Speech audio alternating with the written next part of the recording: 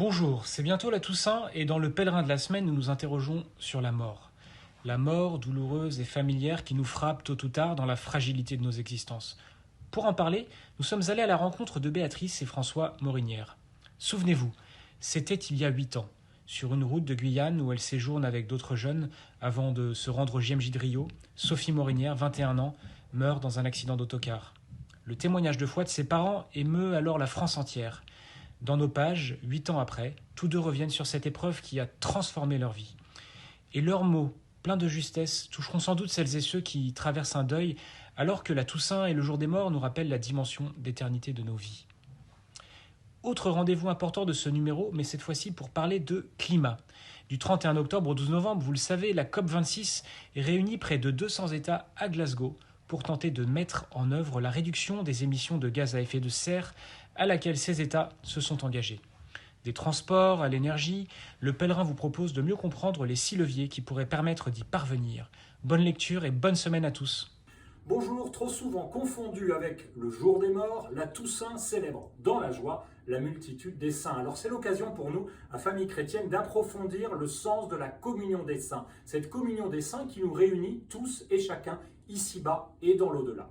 Et puis dans nos pages magazines, il est aussi question des saints et de la meilleure façon d'apprendre à nos enfants à tisser des liens avec leur saint patron. Et puis, parce que le 2 novembre, le lendemain de la Toussaint, sont bien commémorés les fidèles défunts, gros plan aussi dans notre magazine sur une entreprise peu ordinaire et pleine de sens, le service catholique des funérailles, qui accompagne les familles et qui se soucie non seulement du corps du défunt, mais aussi de son âme. Bonjour, à la une de France catholique cette semaine, les secrets du purgatoire. Un entretien avec Monseigneur Léonard, qui est un théologien, un archevêque émérite belge. Nous vous offrons aussi de découvrir pourquoi il est important de prier pour les âmes du purgatoire, pourquoi il est important de faire dire des messes. Il s'agit bien entendu d'aider ceux qui sont passés de l'autre côté, d'aider à se purifier, mais ça permet aussi de réparer un lien avec les vivants, un lien qui a pu être abîmé par le péché. Un beau dossier vraiment plein d'espérance qui est corroboré par un entretien avec l'abbé Philippe de Maistre qui vient de sortir l'ouvrage suivant, Mourir vivant. Un beau titre pour nous expliquer qu'il ne faut pas se laisser voler notre mort, pour nous expliquer aussi que le rôle du prêtre est essentiel quand nous arrivons justement à la fin de notre vie. Philippe de Maistre nous explique aussi pourquoi il faut penser à son salut, qui n'a rien à voir avec ce dont témoigne notre époque, à savoir nous apprendre à s'acharner, à rester en bonne santé. Voilà un dossier passionnant, bonne lecture avec France catholique et belle fête de la Toussaint. Où sont les jésuites? C'est la question que nous posons dans le dossier de la vie cette semaine. 2 événements provoquent cette interrogation légitime pour une compagnie de Jésus connue pour être plutôt discrète.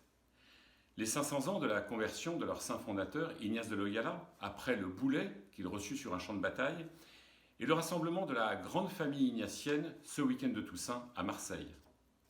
François Bredec, provincial, répond à nos questions sur le renouvellement apostolique d'un ordre que l'on connaît mal au risque de quelques caricatures. Et nous explorons les différents engagements de ces compagnons jésuites au service de l'Église et du monde avec une devise, trouver Dieu en toutes choses. Qu'attendre, qu'espérer de la COP26? Les sommets internationaux s'enchaînent et rien ne semble bouger. Le réchauffement climatique poursuit lentement mais sûrement sa progression et les objectifs affichés ont du mal à être tenus.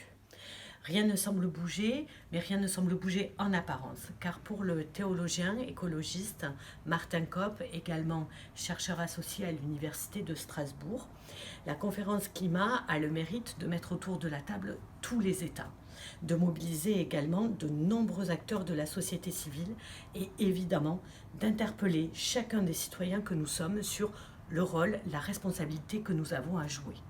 Alors je vous invite à lire son entretien, son interview dans nos pages, dans Réforme cette semaine et sur notre site internet réforme.net.